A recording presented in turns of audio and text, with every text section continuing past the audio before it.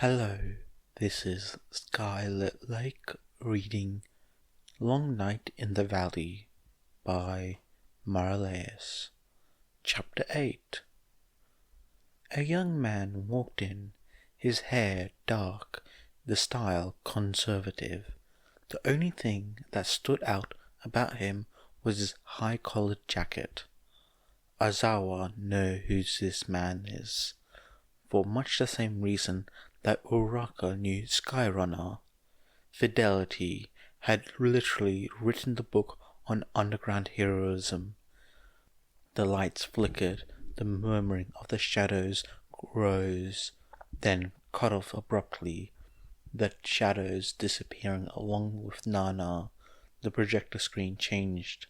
It now reads, "Greetings, Nine's friend and teacher. This was my last mission briefing before I died," said the young man. "At least, that's what I'd say if I really was Fidelity."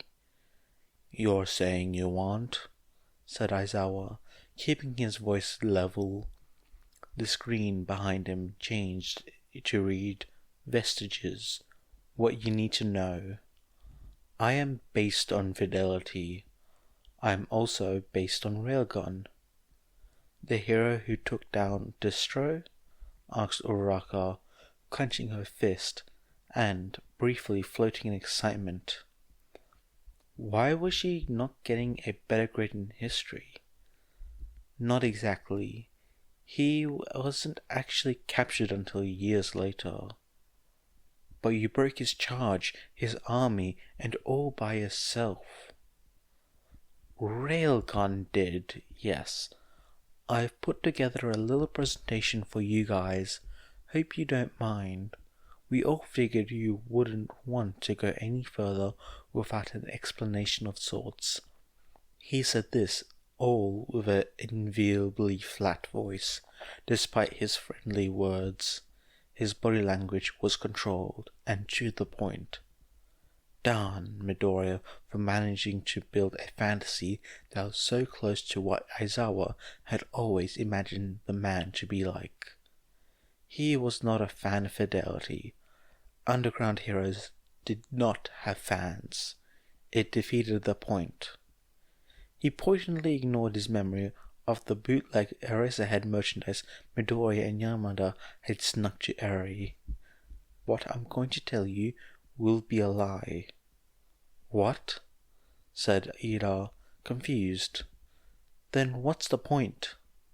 "The point is, there will be enough truth in it to get you through this safely, and enough falsehood to prevent the Commission from taking advantage of Nine later. Should they be watching what's happening here with a quirk we can't detect." "Nine?" "Izuku," clarified Six. "Who you called Nine because, if you count in the order of when we are supposed to be born, he's the ninth. Although, really, he's the first. I'll explain it in a moment."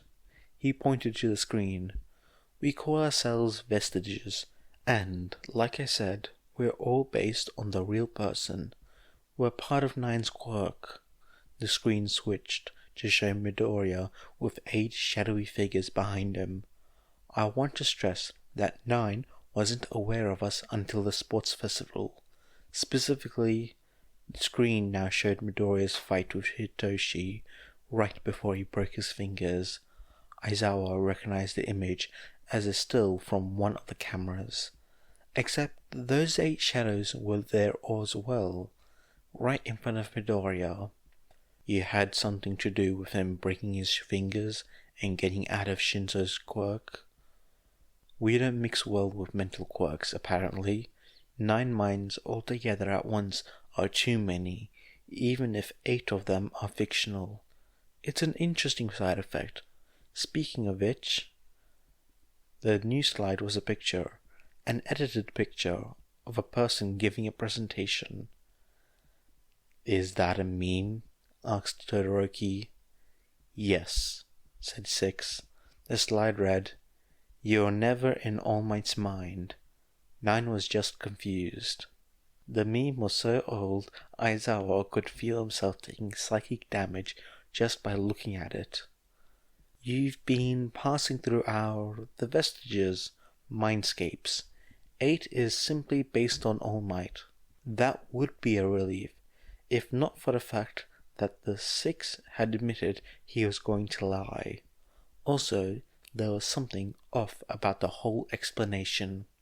Ida raised his hand.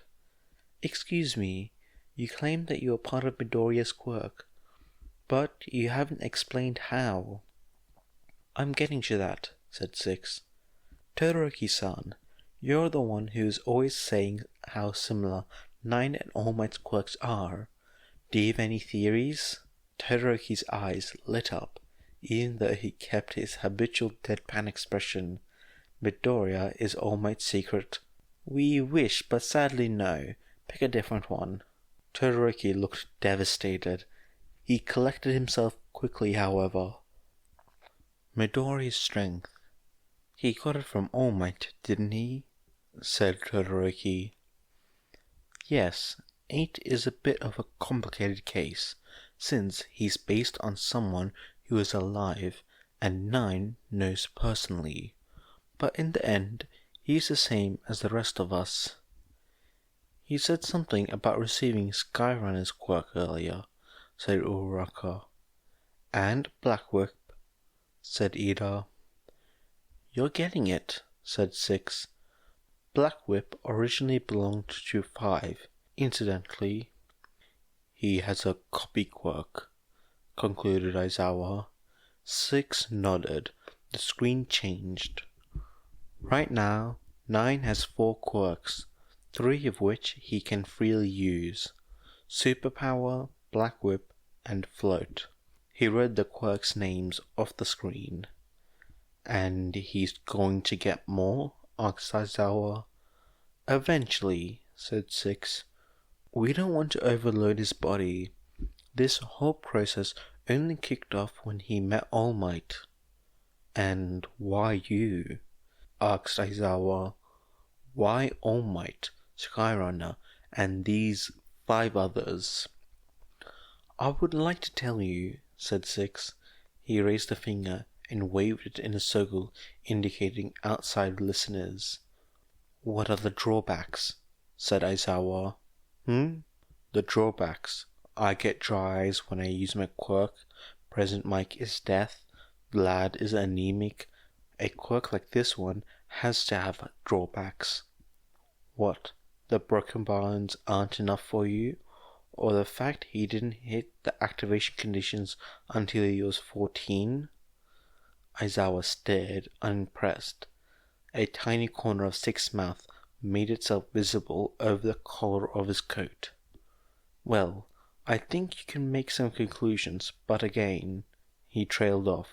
There are a few more things you should be aware of. First, 9 had no choice in who we are, although we all fulfill certain criteria. Are you all relatives? Asked Todoroki. Man, you never do give up, do you? Said 6. That's a great quality in a hero. Are all you heroes then? Continued Todoroki. The slide on the screen changed again. Vestiges according to history. Yagito Tenma Rokuyo, aka Fidelity / Railgun. Hero. 5. Banjo Daiguro, aka Lariat. Hero. 4. Vigilante. 3. Terrorist. 2. Terrorist. 1. Unknown. Unfortunately, said 6, no. Toshinori caught sight of the feathers first. He had more experience as a hero, and as he was no longer the primary user of One for All, the mental strain he was experiencing was much lower, comparatively. His awareness of his surroundings was better. Stay calm, don't speak, don't run. Hawks could receive sensory input from his feathers, though neither Toshinori nor Izuku knew how much. Better to be safe than sorry. We need to get out of the city. Out of the country too, for that matter, as much as it would hurt Izuku. They couldn't leave all their friends behind to face Shigaraki. A compromise could be reached. They knew a few places, an island near. But first, the city. The first priority was to evade pursuit. A bus pulled into the shop ahead of them, and they got on. If they could get outside of the city limits, where there were fewer people, fewer witnesses, Izuku could float them away. Also, Hawks was less likely to trap his feathers on a bus. We might be dealing with a Hawks problem earlier than thought. Izuku slouched back on the bus seat, covering his eyes. Toshinori looked up at the ceiling. The Hawks problem, aka the other's theory that Hawks has been raised as a child soldier, and Toshinori had missed the signs. Izuku put his hand on Toshinori's knee. "I can't believe it," said one of the other passengers, a few rows ahead of them. "I really just can't believe it. It's like something from a horror story." "What?" asked someone else. "Look, someone kidnapped All Might."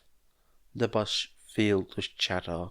Toshinori still couldn't believe people thought Izuku kidnapped him. The reality was closer to the opposite, honestly. He'd have to apologize to Izuku's mother. There was a tiny incensed gasp from Izuku, and Toshinori saw Izuku glaring up at him. Izuku made a series of gestures that could probably be interpreted as, "You can't kidnap anyone, you're All Might," even without the psychic clink they were currently enjoying. Then went into an enthusiastic tangent about how Commission was probably playing up the crazy stalker fan angle. Toshinori sighed, ruffled Izuku's hair, and studiously avoided any and all thoughts about what he'd done to Aldera Middle School after Izuku had shown up to training with a black eye and a bloody nose that one time. "What?" squeaked Izuku, his eyes gone very wide. Drat. Out of the corner of his eyes, Toshinori saw 3 passengers near the front of the bus stand up and felt his heart drop. One of them had an obvious eagle mutation, the second had a bulge on its spherical neck, and the third had broad, flat-ended fingers. Decades of hero experience told Toshinori exactly what was going to happen next, even before the gun came out. "Well," said the eagle-headed man, "with all the heroes looking for the symbol of peace, I guess this is our lucky day." "Nobody move," demanded the man with a round neck. "This is a hijacking." Izuku let out an incredulous grunt next to him, but Toshinori could literally feel his mind whirring at 1,000 miles a minute, analyzing the quirks of the hijackers and possible motives. Really, there was no way they weren't going to help. By the way, not all of 9 is awake, so out in the real world, his body is operating according to consensus. "Consensus of," said Aizawa, not wanting to finish the thought as he stared at the 2 entries labeled terrorists. "All 9 of us together." "That's a pretty big drawback," said Aizawa, his voice rasping against his throat. It has its benefits. Besides, 3 and 2 lived over 100 years ago. We didn't even have heroes system back then. Things change." "Excuse me," said Ida, raising his hand. "Why don't the last 4, the first 4, have names?" "They asked me not to share them with you quite yet," said 6. "Don't call 3 a terrorist, though. That's a bit of a sore spot with her." He looked off to the side. "And the quirks?" said Aizawa, hanging on to the very last bit of his will to live by the tips of his fingers. "The ones I'm presumably going to have to teach new Midoriya how to use." "Right. Our splendiferous quirks. 8. Yagi Toshinori, aka All Might, Hero, Quirk, Superpower. 7. Shimura Nana, aka Sky Runner, Hero, Quirk, Float. 6. Tenma Rokuyo, aka Fidelity / Railgun, Hero, Quirk, Internet Perception. 5. Banjo Daguro, aka Lariat, Hero, Quirk, Black Whip. 4. Vigilante, Quirk, Danger Sense. 3. Terrorist. 2. Terrorists. 1. Unknown. Aizawa was not surprised to see the last 4 entries once again had little information attached. "You know," said Uraraka, "if you ignore the terrorists, this actually makes sense." "If you ignore the terrorists?" asked Ida, incredulous. "I mean, think about who we've seen so far." "It's like Midoriya to have split personality based on All Might," agreed Todoroki, "because split personality was going to be his go-to theory. Now that figments of Midoriya's quirk's imagination had shut down his Dad Might conspiracy. If you want to think us as split personalities, sure. We really don't interact that much with the outside though. And Skyrunner is basically Supermom," said Uraraka. "Like, if she was All Might's mentor, it makes sense that that's what he'd envision her as." "Ah," said Ida. "So, she reminds you of Midoriya-san as well." Aizawa noticed 6 shift uncomfortably and look away, but decided he honestly did not want to know. "Oh, and you," said Uraraka, spreading her hand to 6, "are kind of like Aizawa-sensei." "Except with more memes," said Todoroki. "Yes, except with more memes," agreed Uraraka. 6 faked the cough into his fist. "Anyway, that's everything. No wait, Hawks." "Hawks?" repeated Aizawa. "Yeah, we're pretty sure he was raised and conditioned to be a slave for the Commission from a very young age." Another pause. 6 turned to face Todoroki. "Also, Darby is probably your dead older brother, Todoroki Toya." "Oh," said Todoroki. "What?" said Aizawa. "We'd just like someone in a position to do something with this information to have it, even if we were sure Nine would retain all this. The Commission is doing a very good job of trashing his reputation." "Is this revenge?" whispered Todoroki. "Did I push Midoriya too far?" "Kid, you could beat 9 up on a weekly basis for 10 years, and he'd still barely think of revenge. Come on, I need to take you guys to 5. "Barely," he said, meaning he did think about revenge. They had to get out of here fast. Bakugo's life was in danger. Their lives were in danger. A simple robbery wouldn't require this kind of setup. These 3 needed hostages for some reason. Or Izuku traced the direction the 3 villains kept looking to the college student in the corner. The young woman's clothes was high quality, and she looked vaguely familiar. He couldn't help but be exasperated. Shigaraki Tomura was running around there somewhere, and these guys were doing whatever this was, causing trouble. He and Toshinori would have tried to evade Hawks after this, but exasperation wasn't going to keep these people safe.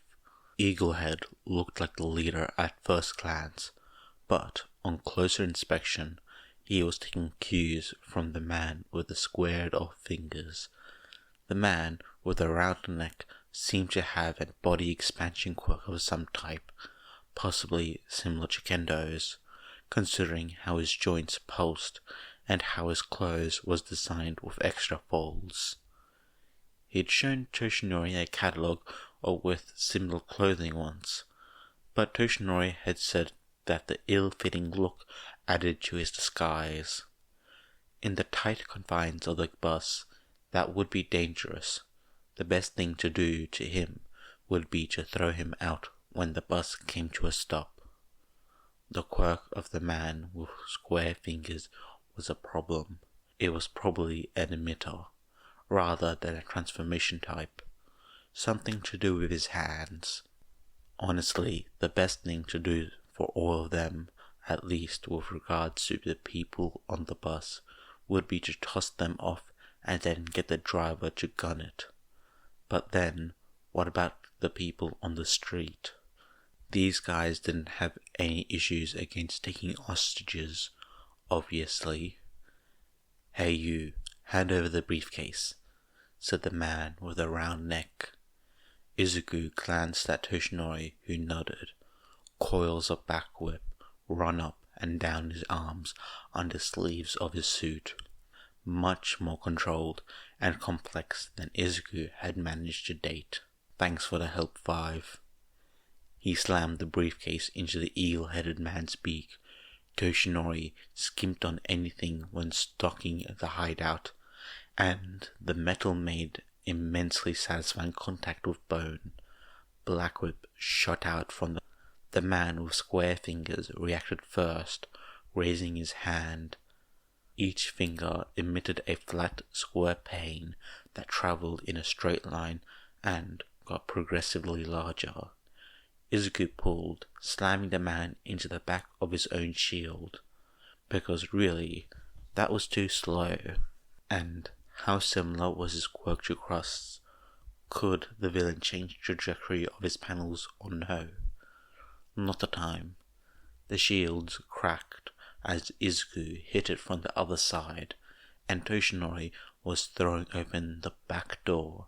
The man with the expanding quirk, and it was an expanding quirk, seemed to finally realize what was happening and lashed out. But Izuku was faster than he was. The spherical throat was evidently a weak point. "Can you stop?" Izuku asked the bus driver, who, tense as he was, slammed down the brakes, making Izuku stumble. He hauled the villains off the bus, Toshinori hopping off the back with the eagle-headed man on a moment later. Well, that had happened. Izuku caught a flash of a very distinctive red out of the corner of his eye. Six stopped. "That isn't good," he said, looking slightly up. There was nothing there that Aizawa could see, except for a collection of pipes. They were travelling through a series of underground concrete passages in an effort to find Five. "What is it?" said Uraka. Six's form abruptly flickered and vanished. "Oh, that couldn't be good." "Sensei!" Aizawa turned to see Midoriya standing behind them, wearing a truly god-awful pinstriped suit. He held his right wrist in his left hand, an odd bracer wrapped around it. "Is that the full gauntlet?" asked Uraka. "Why?" Midoriya flashed a quick smile in her direction. "I'm sorry, Sensei. This is really last minute, but I need you to tell me how to use your quirk." "We absolutely can't strike first." They wanted to. They knew this would turn into a battle. The first strike was an advantage they couldn't discount. Win the battle and lose the war. He could see the cell phones already out, held by bystanders not quite broken from the habits gained in All Might's era. Even with the hearing commissions already slandering him, this would affect the narrative. If he ever hoped to be welcomed back into hero society, or even the public's good graces, in any way, shape or form, he could not be seen starting a fight with a hero, much less the current number 2 hero. I don't suppose you'll make my job easier and release All Might from your mind-controlling quirk, said Hawks, tone conversational despite the fact he was standing at least 2 stories above them in the air. I don't have a mind-controlling quirk, said Izuku, reaching up to the knot of his tie. And I'm not being mind-controlled, said Toshinori, loosening his mask. Hawks actually paused. Oh my gosh, he said, raising one hand to his mouth like a scandalized housewife. I didn't realize that was you. What happened to your hair? I cut it off. That's, Hawks quickly regained control of his expression. Terrible that this villain made you do that. Hawk's heart wasn't entirely in this apparently. Just as apparently, that had no bearing, and that'll be helpful too. But how do you use it? What's the feeling you get when you use it? How do you activate it? What's the internal mechanisms? This is important. Why? Said Ida. What's going on, Midoriya? Midoriya's form flickered. He took a deep breath. He was now wearing a t-shirt and sweatpants. I'm in a fight right now, and it would be useful, he reported calmly. Please tell me it isn't with my mind-controlled unconscious body, begged Aizawa, or the League of Villains. It isn't. Thank goodness. I'm fighting Hawks. Why? No, ask questions later. The problem child needed help now. To fight the number 2 hero. He didn't know how knowledge about his quirk would be useful in a fight against Hawks, but the claim was far, far too stupid to be a lie. When I turn on my quirk, Black Whip unfurled from his arms like a dark version of Shoji's quirk, tearing his sleeves to shred and dislodging the feathers that had been embedded there. The ends wrapped around feather after feather, splitting into dozens and dozens of pseudo-arms. Izuku was amazed. Someday he would be able to do this on his own. For now he was fighting Hawks, who had trained since childhood to fight on behalf of the Commission. For now he was a hero student with only few months of practical experience. For now he was a fugitive, on the run and desperate. For now, he was host and member of One for All, and collectively they had been heroes for over 100 years, and Toshinori had his back. They wrapped the silk tie around his knuckles. Any protection for the bones in his hands was valuable. In the other, they had adjusted the briefcase. They had only rarely used weapons in the last 100 or so years. Usually, their quirks made weapons overkill. But before that, things were different. For a while, 1 and 2 had used swords of all things. This battle was much more even than it looked. Their victory conditions: escape with Toshinori. Their failure condition: civilian injury, serious injury to Izuku or Toshinori, or capture of either Izuku or Toshinori. To avoid the first point of failure, it was best for them to get away from vulnerable civilians. They didn't want to give away Float so soon in the game, so they grabbed the edge of a building with Black Whip and launched Izuku for upwards, flinging feathers away from him. Toshinori would follow and provide the group with a second perspective. Hawks did not expect to be joined in the air. An incredulous smile graced his lip. Izuku smiled back and, catapulted himself directly into Hawks. "You know," he said, "I think that's the first time I've seen you smile for real." "What?" asked Hawks, startled.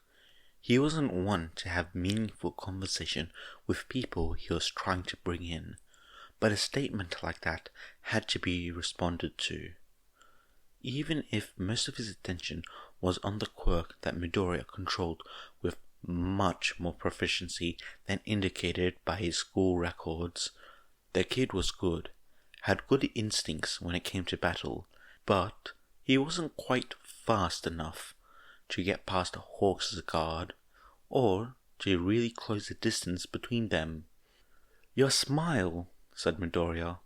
"When I was younger, I didn't realize it, but once I knew the truth behind All Might's smile, I understood." "Did you now?" asked Hawks. "Underneath," said Midoriya, "your face is a lot like Todoroki's. It's—" Conversation during battle was usually a distraction to the person employing it as a tactic as well as the target. Somehow, though, Midoriya was subverting that rule.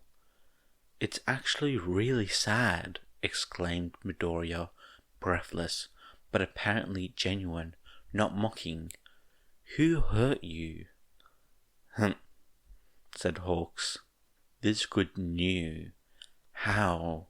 Shouldn't I be the one asking the questions here? Gotta hand it to the commission. They really did a number on you," said Midoriya, briefly touching down on the rooftop. "Why do you keep doing the dirty work for them?" He was using that second quirk, but not his strength.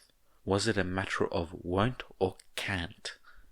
Either way, it was something to keep an eye on. "Why don't you—" Hawks briefly managed to pin Midoriya by the edge of his jacket, but the boy tore free easily. "Fly free." "You're one to talk," said Hawks. "What did you trade to All for One for those quirks?" He didn't actually believe Midoriya was in leagues with All for One. Even tangentially, through proxies, they'd been at odds too many times, not to mention the videos he'd been shown by the commission of Midoriya and All Might interacting. The connection there couldn't be faked. He'd know. He'd tried so many times. Was trying now with the League of Villains. Midoriya wasn't one of them, but he had a job to do.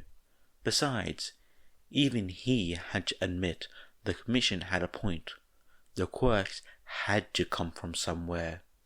Just because Midoriya didn't willingly associate with All for One didn't mean he hadn't been forced, didn't mean he hadn't gotten out. All Might was protecting him. How did they know each other? Wouldn't you take any hand offered to you if the person behind it offered to make you what you always wanted to be? Midoriya tilted his head to one side. "Nope," he said. He responded cheerfully. On the street below, Toshinori coughed, blood splattering his sleeve. What had Izuku been doing when he was younger to get involved with so many dangerous and disturbing people? It was my fault. Kid really is a trouble magnet. Oh heck, I think I recognize that one. Really, with that sharp mind and Izuku's propensity for both curiosity and helpfulness and, well, finding trouble, it was a miracle he'd stayed alive for so long. Wouldn't call it a miracle, Sonny. Ha! I can't believe he thought that was a dream. In his defense, a dream makes more sense than... Guys, focus, please. Yes, this was not the time to discuss that. Now, well, Toshinori had a role to play. He could play in this battle, even as he was, and Izuku and Hawks and Izuku's path over the rooftops mapped itself out in his mind. Oh no, Izuku wasn't evading Hawks, he was being herded by him. They tugged and rolled across the pavement, Black Whip cocooning them and breaking their fall. This was significantly more than what Daigoro could use back when he was alive. It took everyone's efforts to keep everything going. Wait for it, they reminded themselves, bouncing back to Izuku's feet. Izuku looked up. This was not a good position. Hawks had forced them into the entertainment district. They couldn't trust that the fancy facades and art installations of the building would hold up to Black Whip, not to mention in a place like this. He glanced around. Fourth Kind, Kizagiri Man, Slugger, Death Arms. There would be more soon. This was less than good.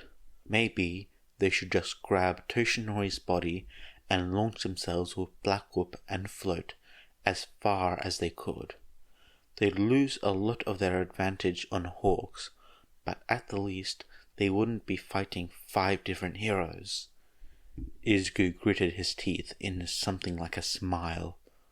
5 different heroes. Well, 9 and 5 wasn't bad odds. Suzuki pulled himself along the ground, trembling. He had been falling for ages by the time that witch woman had disappeared. Why she had disappeared, he couldn't guess. But falling, so much falling, and hitting the ground again and again and again. You invaded our minds, said the woman. Don't complain when we counter with something psychological as well. Something like a laugh bubbled up from his throat. You can leave whenever you can, can't you? He'd find her and find all her secrets. Just see if he didn't. Fourth Kind, Kizagiri Man, Slugger, and Death Arms all had very physical, straightforward quirk. Out of all of them, though, Death Arms was probably the most problematic, followed by Slugger and his long-ranged attacks. None of them held a candle to Hawks, however, which was the reason why Death Arms in particular was so problematic.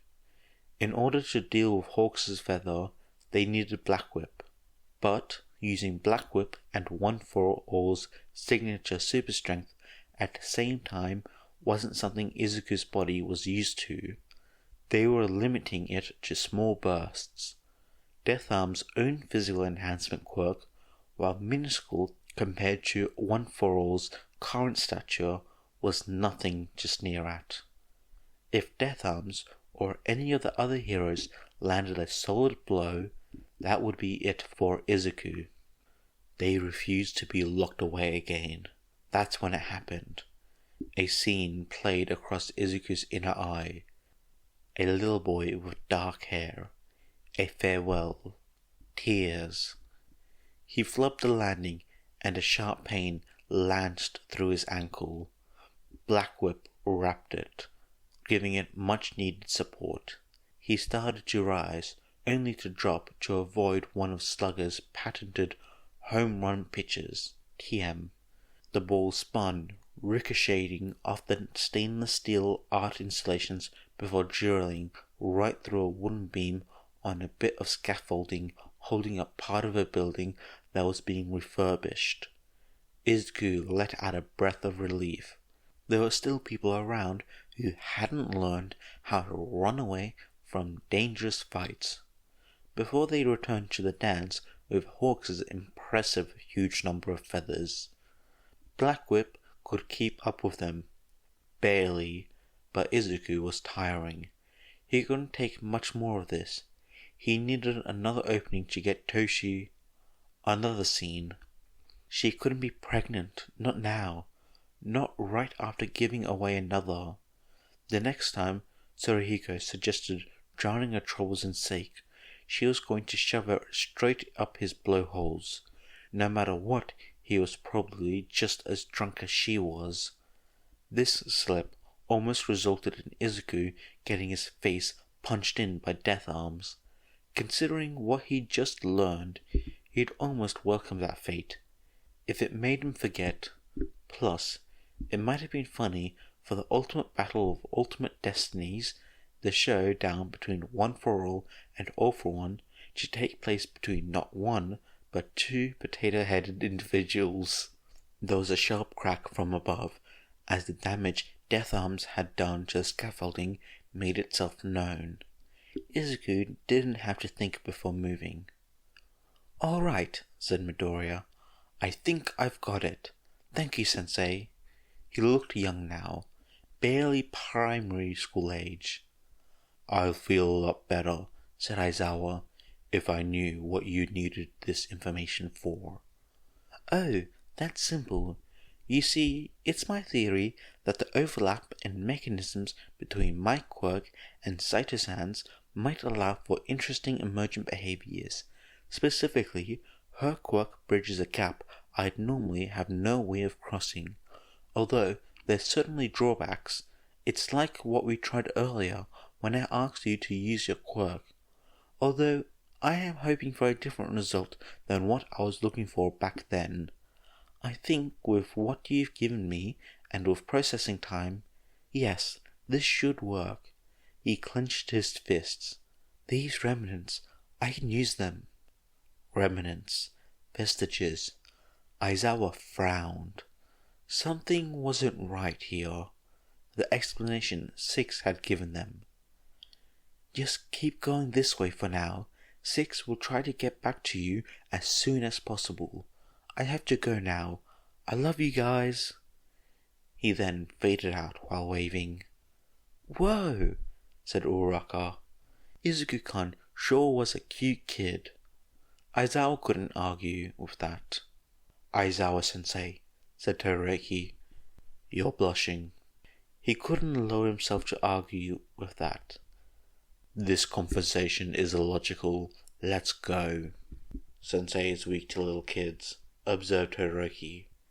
And if they discover they could remove the little in that sentence and still be accurate, he'd never be able to live it down. Hawk saw the eyes first, shining through the dust like two perfect green coins. Then every one of his feathers went dead, and he started to fall. Sensation returned just in time for him to avoid hitting the ground at speed, and just as quickly vanished again. A breeze cleared the dust away. Midoriya stood under the collapsed scaffolding, holding it up with black tendrils and sparkling green arms.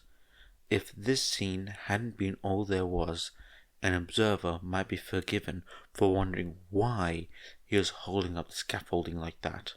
But Hawks knew if Midoriya hadn't caught the scaffolding, even he wouldn't have been able to get the civilian out from underneath it in time. He glanced to the side, where the almost victims were standing up. Normally, he'd just trust his feathers, but... "Is that Eraserhead's quirk?" I asked.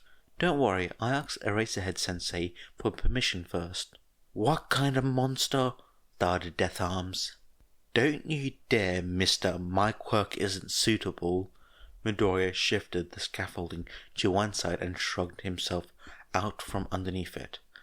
"As heroes, aren't you supposed to consider civilians around you?" He laughed. "I guess we're still a little bitter about that." Izuku was putting on a good show, but he was reaching the end of his endurance. Plus, he could already hear the sirens of police cars and exclamations that followed large groups of heroes on the move. Good thing then that Toshinori was about to round the corner in 3, 2, 1, there.